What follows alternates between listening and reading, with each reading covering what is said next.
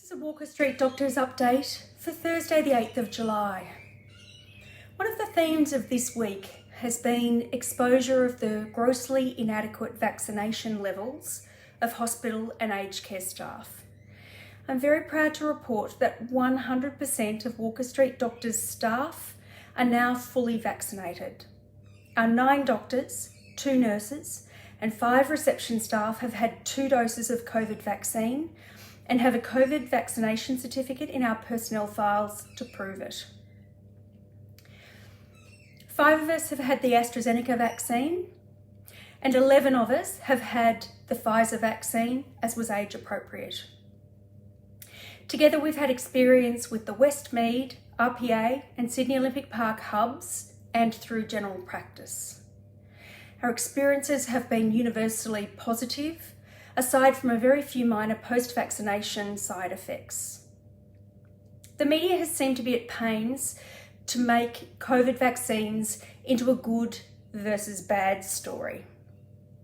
The AstraZeneca vaccine is extremely effective against severe disease with the small risk of a rare complication, actually more rare than being struck by lightning.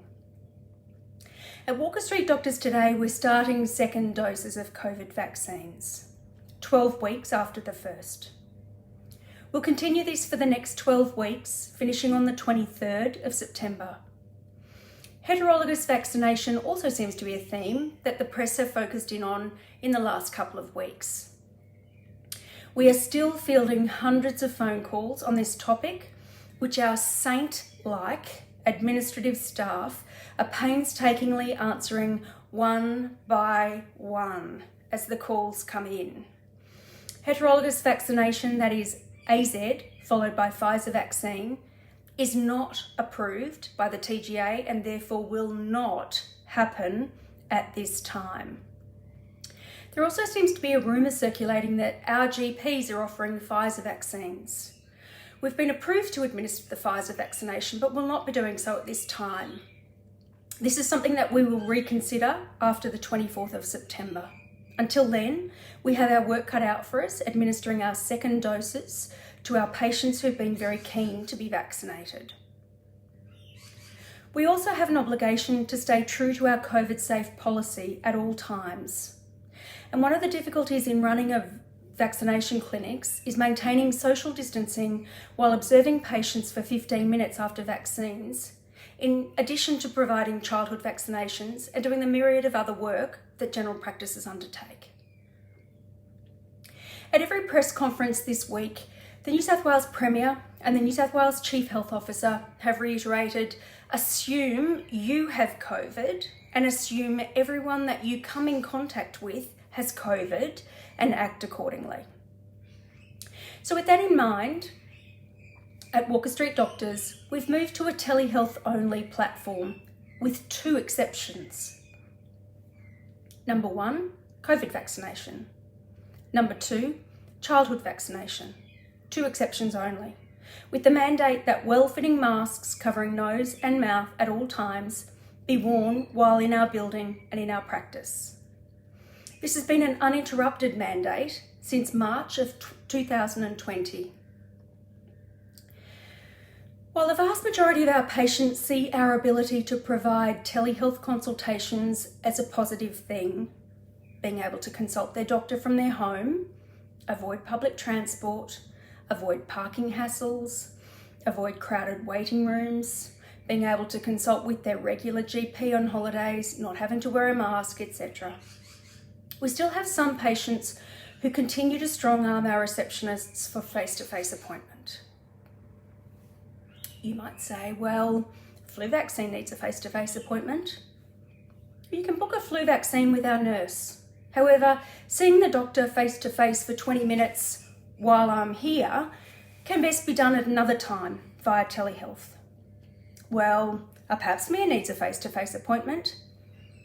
In my experience, patients often book in for their pap smear when they're not due, not understanding that cervical screening program now is 5-yearly. Additionally, there are often many other subjects which a patient wishes to discuss while with the doctor. The telehealth consultation can be done first, and the cervical screening done in a much shorter appointment, potentially turning a close contact situation into a casual contact. You might say, well, I've got a discharge summary which tells me to follow up with my GP in 2 days after hospital discharge. Great, make a telehealth appointment, let's talk.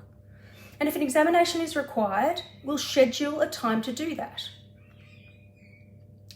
Feel free to email us well ahead of time with a high resolution photograph if you think that might be helpful to the consultation. Clinical photographs often add valuable information to the video consultation. And lastly, I'm not paying twice. We don't expect you to. Only the face-to-face or the telehealth consult will leave you out of pocket, not both. At Walker Street Doctors, we've been a strong proponent of video consultation for well over 12 months. The hot doc links are easy to follow from the confirmation email or from the SMS as the doctor arrives for your appointment. We can send scripts via SMS, stored inside an app that your pharmacy can help you get set up for repeats so they don't get lost. We can SMS pathology requests to your phone. The results are then automatically uploaded to your eHealth summary 7 days later. We can transfer e-radiology requests straight to your radiology provider in some cases, and we're putting pressure on local radiology providers who are falling behind in this area. And we can electronically transmit referrals to your allied health provider or specialist, or to email them to specialists who aren't yet up to speed with this. Medicare rebates are continuing for these video services. There's a paltry Medicare rebate only continuing for telephone consultations, so patients will end up with much larger out-of-pocket costs if they insist on telephone consults, as opposed to video consults. The advice remains that if you have any respiratory symptoms at all, get COVID tested. If you need to see a doctor about respiratory symptoms, book a telehealth appointment with us to discuss next steps. I hope this update has been helpful.